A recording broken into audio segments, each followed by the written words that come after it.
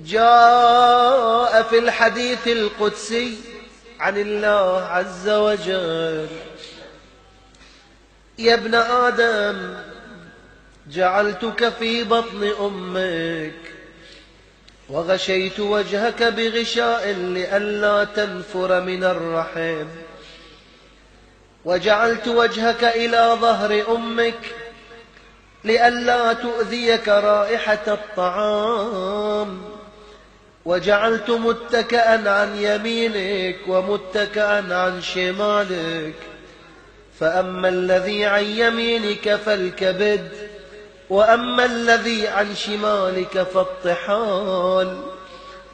وعلمتك القيام والقعود في بطن أمك، فهل يقدر على ذلك غيري؟ فلما أن تمت مدتك وأوحيت إلى الملك بالأرحام أن يخرجك فأخرجك على ريشة من جناحه، لا لك سن تقطع ولا يد تبطش، قدم تسعى، فانبعث لك عرقين رقيقين في صدر أمك يجريان لبنا،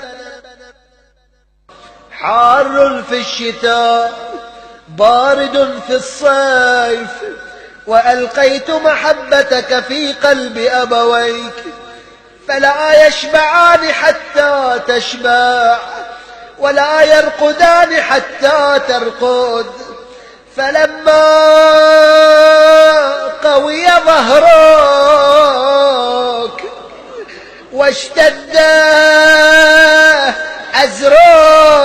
أزرك، فلما قوي ظهرك واشتد أزرك بارزتني بالمعاصي في خلواته.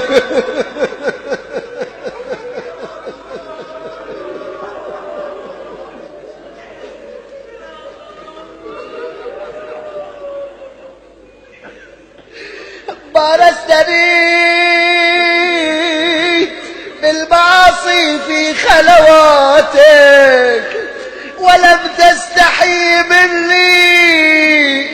ومع هذا إن دعوتني أجبتك، وإن سألتني أعطيتك،